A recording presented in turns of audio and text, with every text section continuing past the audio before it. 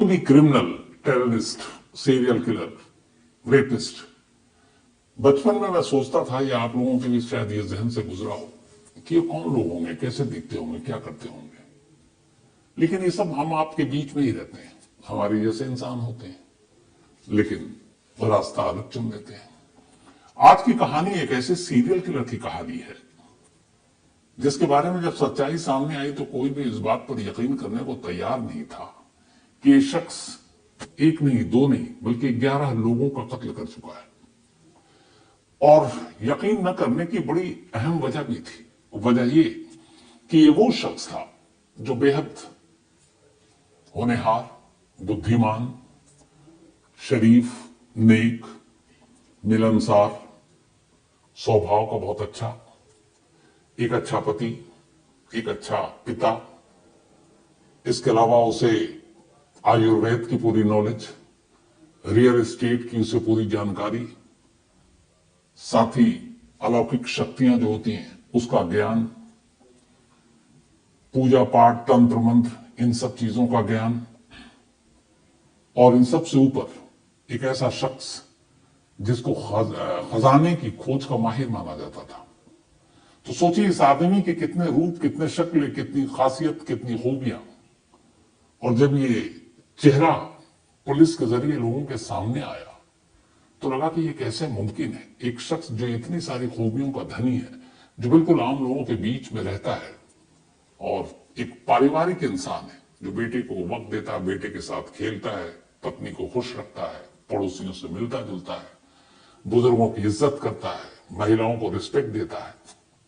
वो आदमी ऐसा कैसे कर सकता है। लेकिन जैसा कि शुरू में कहा और टीजर में भी है, कई चेहरों वाला ये वो एक चेहरा था जिसके पीछे की एक खूंखार या खौफनाक कहानी दफन थी। ये कहानी हैदराबाद की है। हैदराबाद से लगभग 130 किलोमीटर दूर एक जगह है, उसका नाम है नगर कुर्नूल। तो ये जो इलाका है नगर कुर्नूल, एक आम इलाके जैसा ही है। इसी नगर कुर्नूल में ये कई चेहरों वाला ये चेहरा रहा करता था। इसकी एक पत्नी थी, 2 बच्चे थे, प्रॉपर्टी का काम था। इसके अलावा इसके बाकी जो काम थे, आयुर्वेद का ये विशेषज्ञ माना जाता था, वैद्य लोगों को दवाएं देता था फ्री में। इसके अलावा ये फिर जो बहुत सारी चीजें हमारी दुनिया में इर्द गिर्द होती हैं, भूत प्रेत, ये वो, ओझा नहीं था लेकिन लोगों को बताता था कि इस आत्मा होती है तो क्या होता है, ये सारी चीजें बताता था। और साथ ही साथ इसको एक धुन था बचपन से ही, और धुन ये कि दुनिया में बहुत सारे गड़े हुए खजाने छुपे हैं, उन खजानों के बारे में इसे जानकारी मिलती है और वो खजाना फिर ये ढूंढ लेता है। उसके इस जुनून और इसके इस पागलपन के चर्चे बहुत दूर दूर तक थे। लेकिन खैर इसके बाद ये सब कुछ चल रहा था, ठीक ठाक था। अभी इसी 12 दिसंबर, 12 दिसंबर को एक मामला सामने आता है। होता यह है कि 12 दिसंबर को एक शख्स जिसका नाम वेंकटेश है, वो अपनी बीवी से ये कहता है कि उसे ये नगर कुर्नूल से दूर रहा करते थे कि एक प्लॉट खरीदना उन्हें और नगर कुर्नूल जाना है, और वहां एक शख्स है जिसका नाम है रामती सत्यनारायण। तो उससे सौदा हो चुका है, तो प्लॉट का रजिस्ट्री और बाकी चीजें करनी और हम लौट आएंगे। मैं अपने 2 दोस्तों के साथ जा रहा हूं, लेकिन तुम एक काम करो, अगर लेट हो जाऊं ना हो तो तुम ये नंबर रख लो, और मेरा नंबर काम ना करे तो एक और शख्स जिसका प्लॉट मैं खरीदने जिससे जा रहा हूं, सत्यनारायण, उनका भी मैं नंबर और नाम तुमको दे देता हूं, और ये मेरे 2 दोस्त तो साथ जा ही रहे। उसके बाद वेंकटेश चले गए। जब वेंकटेश चले गए, लौट कर आना था 2 दिन बाद, 2 दिन बीत गया, वो लौटे नहीं। बीवी इंतजार करती रही, दोनों दोस्तों को पूछा, दोस्त ने कहा कि हम तो जा ही नहीं पाए थे। वो वहां फिर अकेले निकल गए। अब बीवी को याद आया वेंकटेश की कि उन्होंने एक नंबर दिया है जिस शख्स से प्लॉट खरीदना है। बीवी ने उस शख्स को फोन किया, यानी कि सत्यमूर्ति को फोन किया, सत्यनारायण को। सत्यनारायण ने कहा कि हाँ वो आए तो थे लेकिन चले गए, उसके बाद मुझे कोई जानकारी नहीं। अब बीवी परेशान, क्या करे। फिर उसने उनके दोनों दोस्तों को साथ लिया और पहुंच गई उसी नगर कुर्नूल में, और जाकर सत्यनारायण को ढूंढने लगी। सत्यनारायण का कोई अता पता मिल नहीं रहा था, लेकिन बड़ी मुश्किल से, चूंकि वो एक इलाके में जाना माना शख्स था, लोग उसकी इज्जत करते थे उसके तमाम खूबियों की वजह से, तो घर का पता मिला। ये लोग घर गए, उन्होंने पूछताछ की तो उसने कहा कि वो आए थे, लेकिन आने के बाद वो चले गए। लेकिन पत्नी को शक हुआ, क्योंकि कुछ उनकी बातें और कुछ उसे लगा कि वो शायद थोड़ा डरा सहमा है। पत्नी ने जाकर पुलिस स्टेशन में कंप्लेन कर दी। जब कंप्लेन किया तो पुलिस की मजबूरी थी कि इसको इन्वेस्टिगेट करना। पुलिस ने जांच शुरू की। जब जांच शुरू की तो पता चला कि हाँ, 12 दिसंबर को सत्यनारायण इस शख्स से मिला था और नगर कुर्नूल में उसे बहुत सारे लोगों ने देखा था वेंकटेश के साथ। इसके अलावा और किसी के साथ आखिर कोई चश्मदीद था नहीं। पुलिस के पास अब एक तरह से एक पुख्ता सबूत था। जो आखिरी शख्स किसी भी केस में होता है, देखा जाता है चश्मदीद के तौर पर, वो बड़ा इंपॉर्टेंट होता है किसी केस के लिए। तो पुलिस ने अब सत्यनारायण को उठा लिया और उससे अब पूछताछ करने लगी। पुलिस अभी भी कंफर्म नहीं थी, लेकिन फिर कॉल डिटेल बाकी चीजें देखी तो पुलिस को कुछ शक हुआ। अब सत्यनारायण से उन्होंने थोड़ी सी सख्ती से पूछताछ शुरू की। सत्यनारायण जो बिल्कुल सीधा साधा भोला भाला मासूम, वो इन सख्तियों के आगे टूट गया और उसने कहा कि हाँ, मैंने कत्ल किया है और इसी वेंकटेश का कत्ल किया। पुलिस ने कहा कब, कैसे? तो उसने बताया कि असल में वेंकटेश को एक प्लॉट खरीदना था और उसी के जरिए उसने उनसे कांटेक्ट किया, क्योंकि वो उस इलाके में एक रियल एस्टेट का काम भी करता था। 10 लाख रुपए का प्लॉट था। फिर उसने कहा कि जहां पे आप प्लॉट ले रहे हैं, मेरा सिक्स सेंस कह रहा है, जो मेरी अपनी पढ़ाई लिखाई है, कि वहां कोई खजाना है और वो गड़ा हुआ खजाना है और पक्का मिलेगा और उसकी कीमत इस 10 लाख से 10 गुना होगी। वेंकटेश को भी खजाने का बड़ा शौक था। इस दुनिया में हर इंसान सबसे ज्यादा मुसीबत में पड़ता है लालच की वजह से। जो आप मेहनत से कमाते हैं, इसके अलावा कोई आसानी से कोई चीज मिल जाए कि यहाँ खजाना है, वहां पैसे हैं, लॉटरी की टिकट है, जो भी है, तो इंसान फौरन लालच में आ जाता है। तो वेंकटेश भी लालच में आ गया। तो उसने कहा कि ठीक है, मैं आता हूं।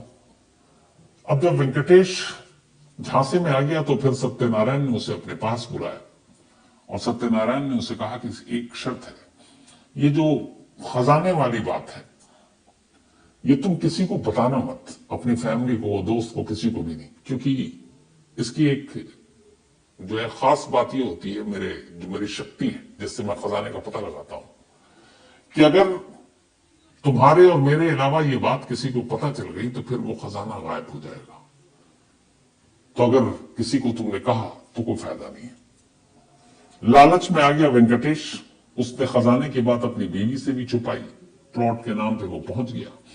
जब वहां पहुंचा तो फिर उसने कहा, 10 लाख रुपए पहले उसने दे रखे थे, तो उसने कहा कि चलो प्लॉट, खजाना, लेकिन वो ऐसी कोई चीज तो थी नहीं। सत्यनारायण ने कहा कि अच्छा चलो, मैं तुम्हें वो जगह दिखाता हूं जहां पे खजाना है। वो सुनसान जगह पर ले गया और वहां ले जाने के बाद उसने पहले ये कहा कि देखो, खजाना मिल जाएगा, लेकिन हमें 3 गर्भवती महिलाओं की बलि देनी होगी।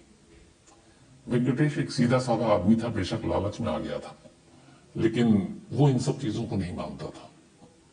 उसने सत्यनारायण की जब ये बात सुनी, वो डर गया, सहम गया। उसने कहा, ये क्या पागलपन है, 3 औरतें, वो भी गर्भवती, मतलब 6 इंसान की जान, मैं ऐसे दौलत या ऐसे खजाना नहीं चाहिए। और उसने कहा, तुम मेरे 10 लाख रुपए वापस करो, मैं जा रहा हूं। तो उसने कहा, ठीक है, बलि नहीं है, दूसरा तरीका आजमा के देखता हूं, बिना खून खराबे के खजाना मिल गया तो मिल गया। उसने वहीं पर बैठकर कुछ अनुष्ठान टाइप की चीजें शुरू कर दी और फिर प्रसाद के तौर पर वेंकटेश को एक कटोरे में दूध दिया। कहा, ये पी लो। दूध में जहर मिला हुआ था। वेंकटेश ने दूध पिया, बेहोश हो गया। इसके बाद वजनी पत्थर उठाया और वेंकटेश के सर पे मारा और वेंकटेश की मौत हो गई। लाश वहीं पहाड़ियों की तरफ फेंक दिया, वापस चला गया। अब उसने वेंकटेश की यह कहानी पुलिस को सुना दी। पुलिस को लगा चलो एक कत्ल का मामला था, उन्होंने सुलझा दिया। लेकिन उसी पुलिस टीम में एक अफसर था और कहते हैं कि छोटी छोटी चीजों को अगर कोई पकड़े तो बहुत बड़ी बात हो सकती है। अब उसने सारी कहानी एक मर्डर की तो सुना दी। उस पुलिस वालों को याद आया कि इस इलाके में और भी कई, मतलब पिछले 2-3 सालों में कुछ कत्ल हुए हैं और वो अनसॉल्व है। और कुछ ऐसे हैं जिनमें जिस तरह से वेंकटेश को मारा गया लगभग वैसे ही है। अनुष्ठान और पूजा और ये सारी चीजें बातें उसे याद आने लगी। उसने कुछ कहा नहीं, उसने अपने मुखबिरों को लगाया और बोला कि यार पता करो इस नगर कुरनूल इलाके में और पिछले 2-3 सालों में कुछ हुआ ऐसा। मुखबिरों ने बताया कि हाँ, 2020 में एक पाशा नाम का शख्स था जिसकी अपनी एक जमीन थी, खेतीबाड़ी करता था। उस जमीन पर एक दिन पौधे लगाने के लिए जब वो जमीन को कुरेद रहा था तो कुछ पुराने जमाने के टूटे हुए बर्तन बाहर निकले तो उसने देखा, उसे लगा कि उसकी जमीन के अंदर खजाना है। अब पाशा को यह मालूम था कि उसी के इलाके में रहने वाला सत्यनारायण खजाने का माहिर है, खोजी है, बहुत ज्ञानी है। तो उसने चुपचाप से ये बात सत्यनारायण को बताई और कहा कि ऐसी ऐसी बात है, जमीन से ऐसे ऐसे पुराने दौर के बर्तनों के टुकड़े मिले हैं, मुझे नहीं मालूम कितने कीमती हैं। सत्यनारायण ने पाशा से कहा कि ठीक है, मैं देखता हूं और अपनी शक्ति के जरिए पता करता हूं तुम्हारी जमीन पर खजाना है कि नहीं। उसके बाद उसने उसको अगले दिन कहा कि हाँ, तुम्हारे जमीन में खजाना है, लेकिन कहां कितने नीचे है ये बताने की फीस लूंगा, पर उस खजाने की कीमत इतनी है जितना उसका एक प्लॉट था और उस प्लॉट की कीमत थी 10 लाख रुपए। अमूमन ये 10 लाख के आसपास की ही चीजों पर नजर रखता था। उसने कहा प्लॉट तो मेरे नाम पे कर दो, इसकी रजिस्ट्री, इससे 10 गुना ज्यादा खजाना तुम्हें मिलेगा और वो मैं ही दिला सकता हूं। पाशा भी लालच में आ गया। उसने कहा शर्त यह है कि इस खजाने का जिक्र तुम किसी से नहीं करोगे, अपने घर में भी नहीं करोगे। सत्यनारायण की खूबी यह थी कि जब भी वो अपने शिकार को फांसता, फांसने से पहले वो उसका भरोसा जीतता था। वो उससे खूब सारी बातें करता और ये पता कर लेता थोड़ी देर में कि इस आदमी को किस चीज का शौक है, ये किस टॉपिक पे बात करना चाहता है। वो जिस टॉपिक पे बात करता सत्यनारायण उसी टॉपिक पर बात करता, इसलिए ताकि वो उसका भरोसा जीत सके। किसी को स्पोर्ट्स पे बात करनी वो उस पर करता, फिल्म पे करनी उस पर करता, हिस्ट्री पे करनी उस पर करता, आयुर्वेद पे करनी उस पर करता, अलौकिक शक्तियों पे करनी होती वो उस पर बात करना शुरू कर देता, खजाने की बात होती वो उस पर बात करना शुरू करता और लगातार बात करता। उसके बाद फिर वो अपने शिकार को फांसता और असली मकसद जो होता तब पूरा करता। इतना वो टाइम ले लेता कि सामने वाला कहता कि यार ये आदमी ज्ञानी है और वो उसकी पूरी तरह से चंगुल में फंस चुका होता और वो ऐसी कोई हरकत नहीं करता जिससे सामने वाले को शक होता।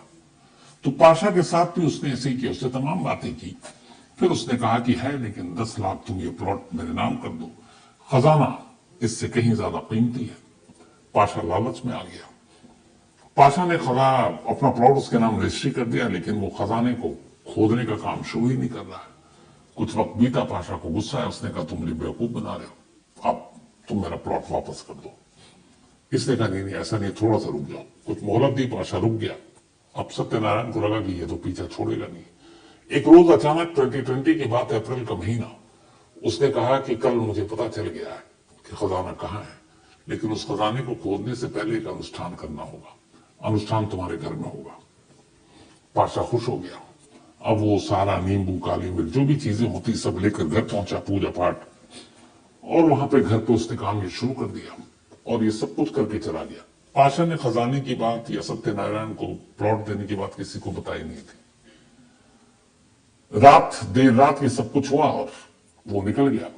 अगले दिन सुबह पाशा का एक कजन घर में आता है, जो कि पाशा पहुंचा नहीं था खेत पे। तो जब वो घुसा तो देखा कि रसोई में पाशा की लाश पड़ी है। जब वो अंदर कमरे में गया तो देखा कि पाशा की वाइफ की लाश पड़ी है।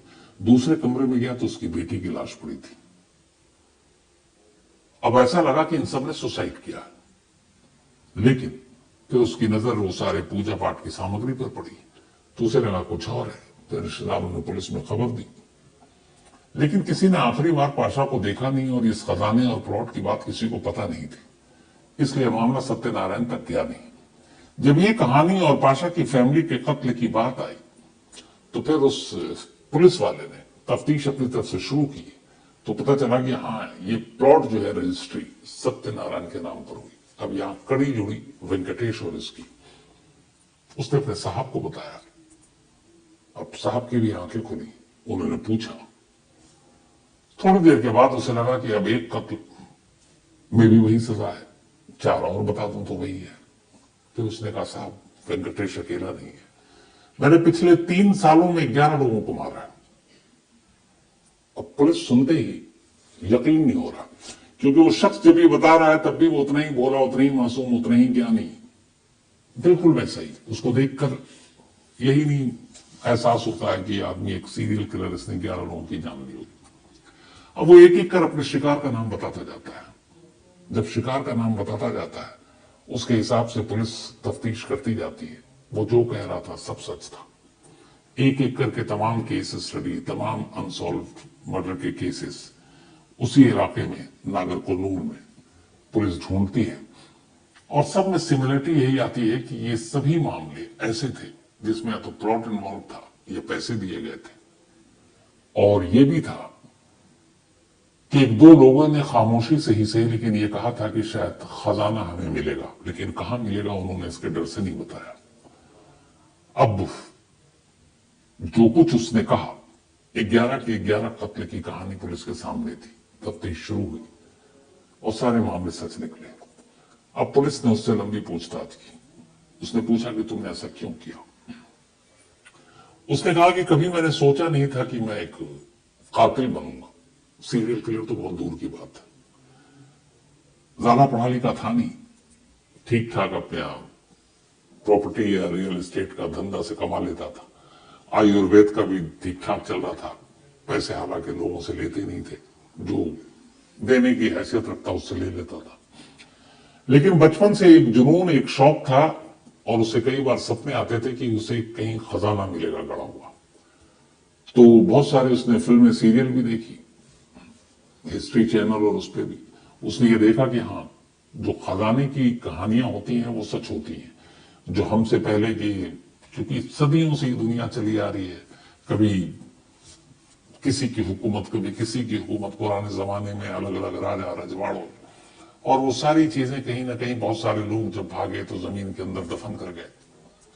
तो ये हर चीज से ये था कि खजाना होता है, और कई बार इसको लगता कि शायद इसको मतलब सचमुच पता है कि खजाना कहाँ है, और इसने कोशिश भी की बहुत जगह ढूंढने की, जुनून के हद तक, पर खजाना कभी मिला नहीं, ना ऐसे मिलता है।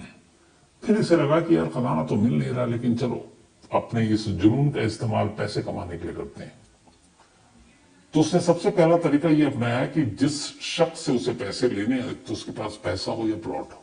दूसरा, कभी उसका नाम ना आए, क्योंकि वो एक पारिवारिक आदमी था, उसके बहुत सारे चेहरे थे, सारे शराफत के चेहरे। तो उसे लगा कि ये बात तो फैल सकती है।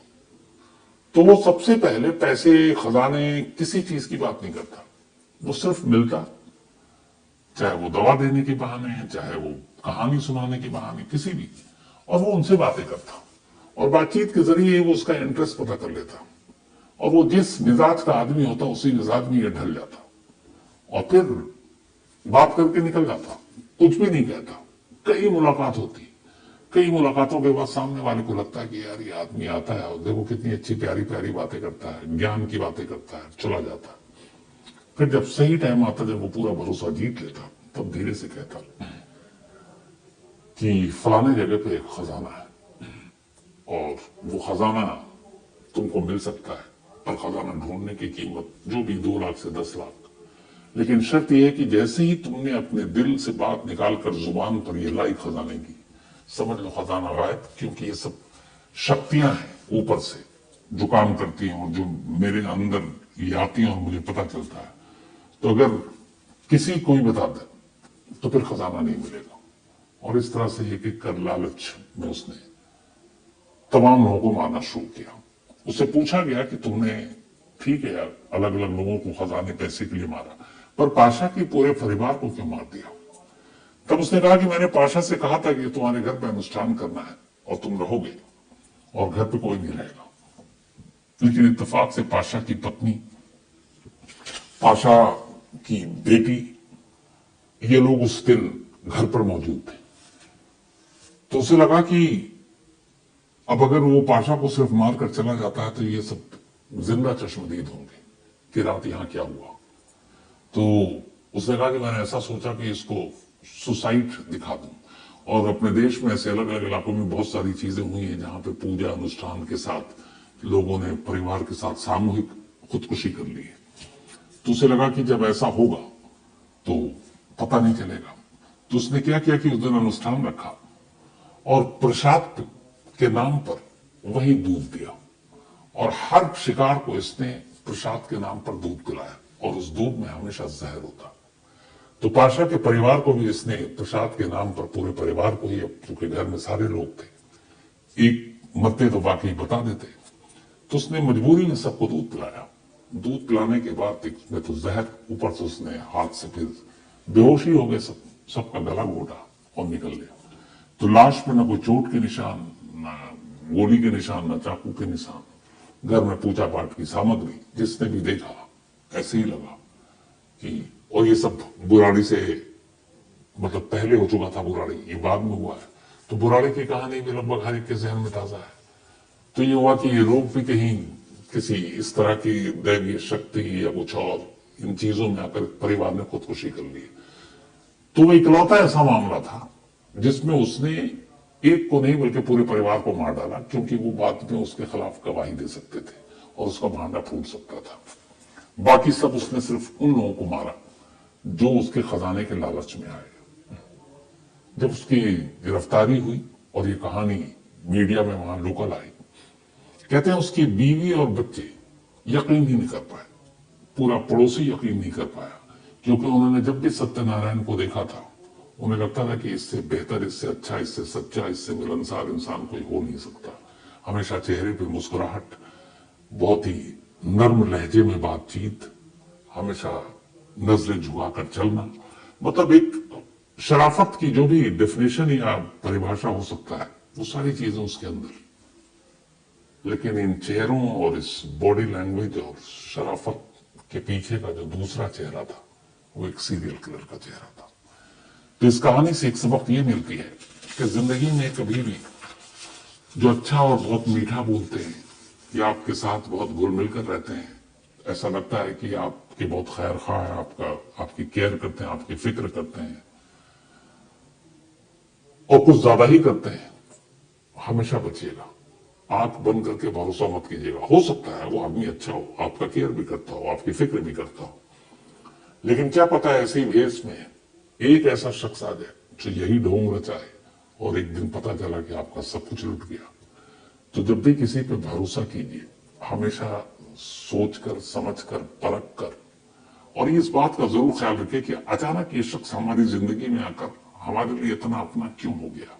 एक होता बचपन से हम लोग साथ रहते हैं, माँ बाप, परिवार, बच्चे, भाई बहन, कजन, रिश्तेदार, आना जाना, एक दूसरे का केयर करना, वो बड़ा स्वाभाविक है।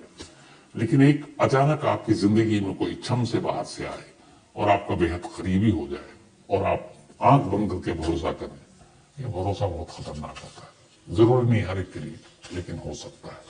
तो इस कहानी से यही सबक मिलता है। फिलहाल कहानी में आज इतना